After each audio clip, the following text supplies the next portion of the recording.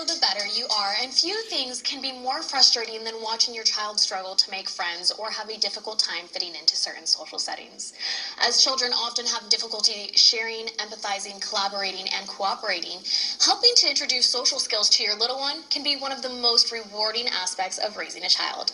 But teaching your little one social skills can be complex, confusing, and time-consuming. And so with the end of school upon us, a school counselor is helping children to learn social skills in a heartfelt and meaningful way, which can help parents to strengthen and confide in their social and emotional learnings of their little ones. Joining us today to share how you can help to cultivate your child and nurture their social skills and to promote the release of his new children's book series, The Adventures of Harold from the Hood, is school counselor and children's author Jim Price. Thank you so much for joining us, Jim. Thank you, Ilyana. It's a pleasure and a blessing to be here today. Of course. We're excited to have you on. I have the books here in front of me, but I want to know, what are social skills and why are they so important for children, especially at this time?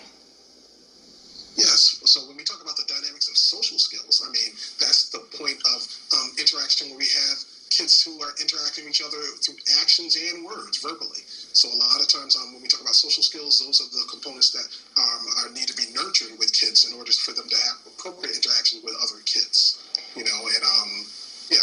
No, it's interesting because I think a lot of people think, it's social skills just come naturally, but a lot of times they do have to be taught, right? Kids are taught by example, so they see things. And so how can you tell if your child is struggling with social skills? How can parents kind of keep an eye out for that?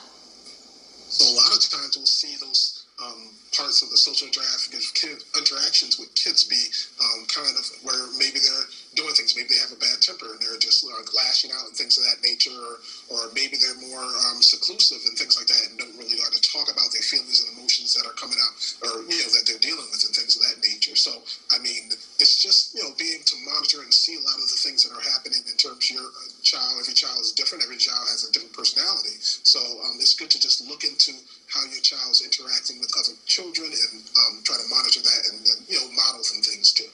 So what steps can be taken to improve a little one's social skills? I mean, one of the major parts is just having those honest conversations with your child.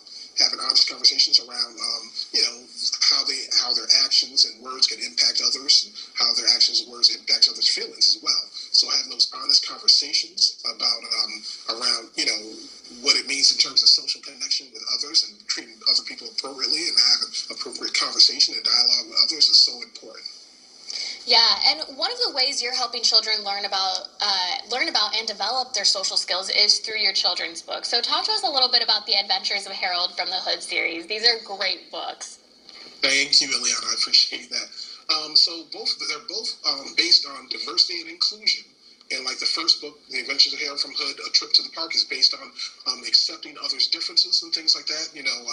Just being able to connect with others and unify and things of that nature. And the other book, The Adventures of Harold from the Hood, Friends Like Different Things, is more associated with interacting with each other socially, but also trying different things. Like a lot of our kids are so connected to technology that a lot of the social components have kind of been stagnated in a lot of sense, when you talk about social interaction. So, getting them to see that there's other things they can do besides being on the cell phone or tablet or laptop and things of that nature are explored in that second book. Right. So what do you hope children, parents, families, and educators take away after reading A Trip to the Park and Friends Like Different Things?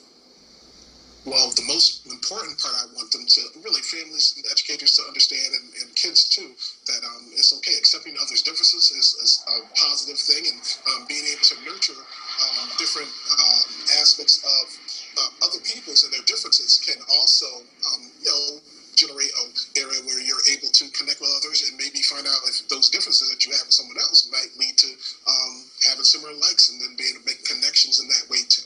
A lot of things that can be taken from, teaching our children to also teaching adults, things that we just all need to be aware of and apply to our life. Where can people reach out to you if they want to get a little bit more information? So either you can, my website is up.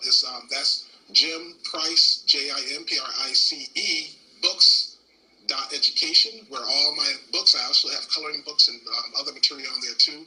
On my website that is available for them to look at, and also information about me, or you can reach me at JIMPRIC@yahoo.com. That's my direct email address. Perfect. Jim, thank you so much for coming on today. We really do appreciate it.